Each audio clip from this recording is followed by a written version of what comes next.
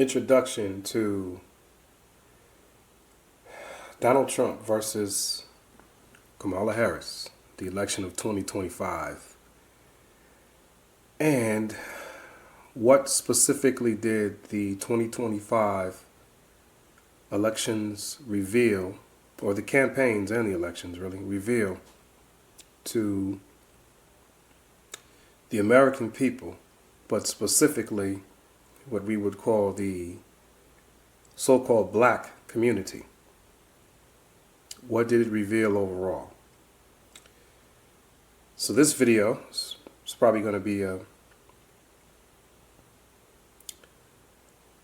part 1 and a part 2 and a part 3 to the series.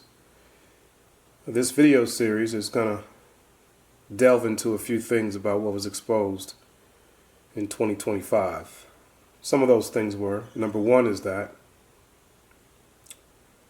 the most important is that black, the word black, is not a nationality. That anyone could claim the word black. Anyone can say they're black. So we're going to point that out. The other one is a pretty big one. It has to do with the interracial agenda and the promoting and advertising and marketing of the interracial agenda, specifically for at least the past, I want to say 15 years, maybe 20 years now. I say past 20 years. For a certain direction, a certain way, meaning black women with white men. We're going to look into that agenda.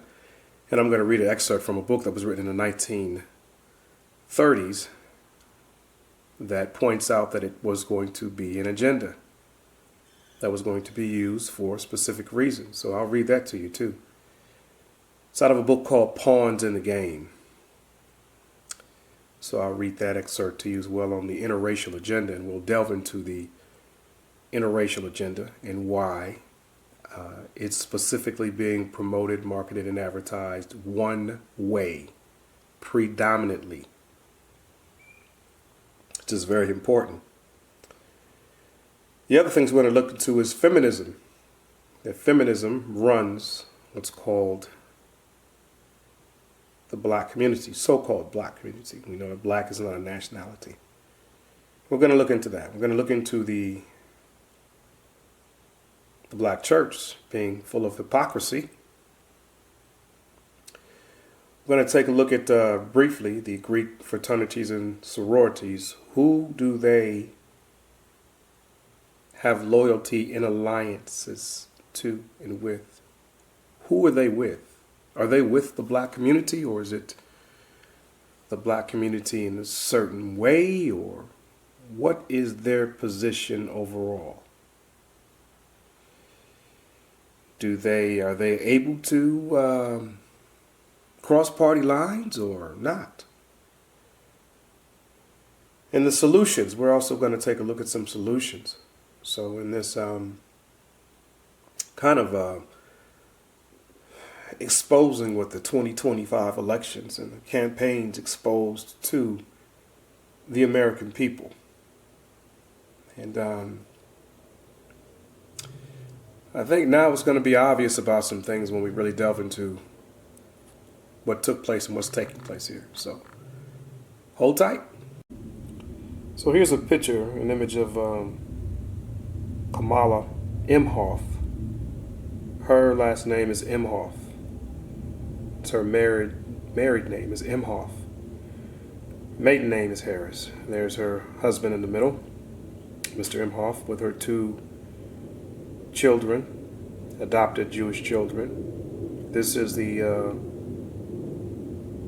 Kamala Harris Imhoff family. And this is the woman that was promoted in the black community to be for the black community, to be in fact a black American woman.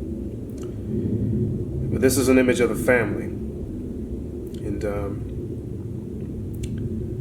what we're going to delve into is the social, psychological operation of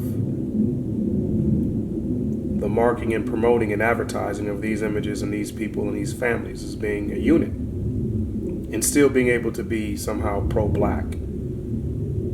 So once again, we talked about black not being a nationality, so it's kind of making a very, very how do you say, very obvious statement to the black community and people in the community to this should draw some sort of attention to not only Kamala Harris, but the concept and idea that someone could be for the black community and not really be in favor of appropriation of what you would call the black race or black people. But once again, it's telling you that black is not a nationality, nor is it a people.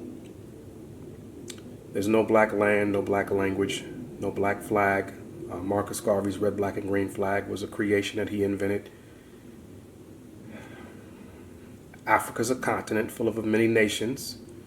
It has nationalities of people like Liberians and Tanzanians and Congolese and Angolians and Egyptians and Libyans. They're not classified as black people. They have a nationality. So this is the very promotion of the image and the family, and to somehow get the so-called black community, the leaders, predominantly of the Democratic Party, to rally around and promote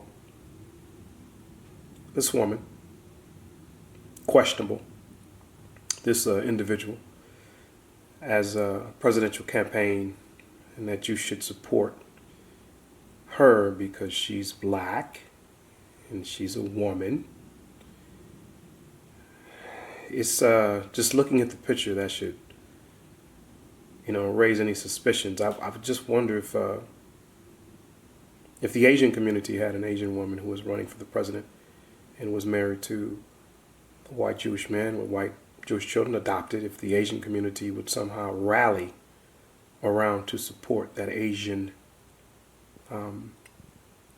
woman because, she's using the title of Asian as a nationality to run for the presidency.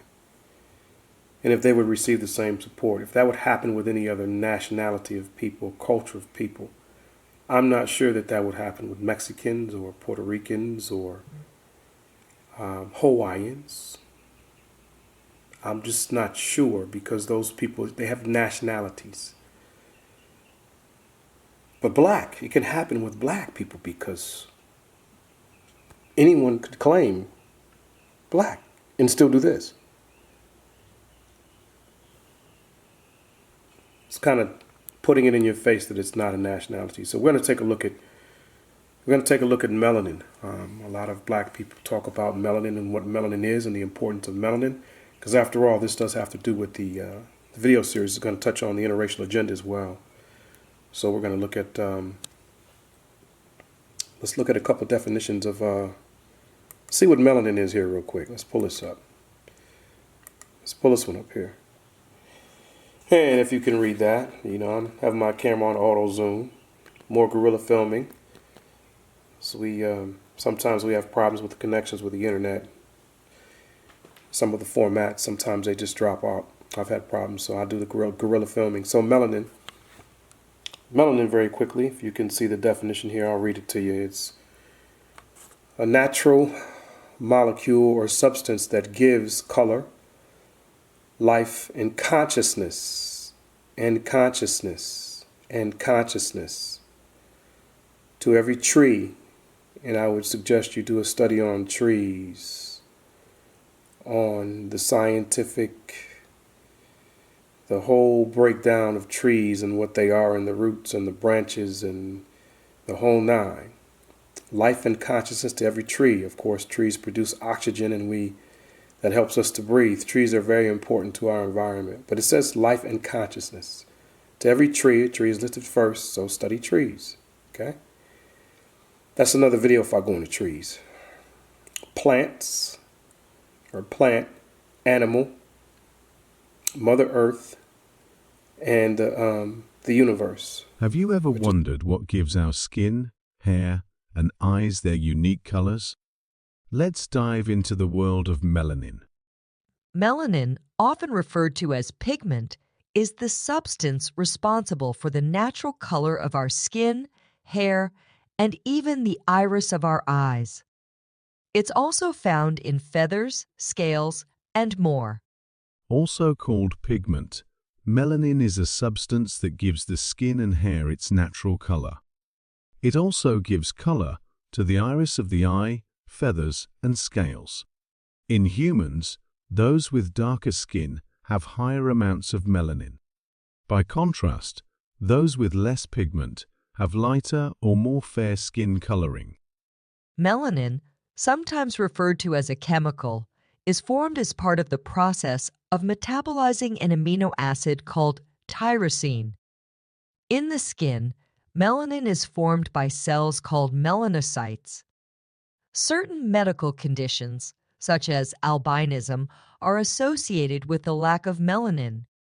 Albinism is a condition marked by the absence of a normal amount of pigment in the body. Animals, humans, and even plants can have albinism. People say, well, then how do you get black people and white people? Actually, there are no truly black people or white people. People say, I'm a white person. I don't want to be a white person, to be honest. Not right now. I've got too much to do. See, look, I can prove to you I'm not a white person. That's white. If I look like that, you'd be calling 911. Do you realize if I got somebody up here that you said is a black person, you put a black sheet of paper beside them, true black, you realize they're not black. Everybody is brown.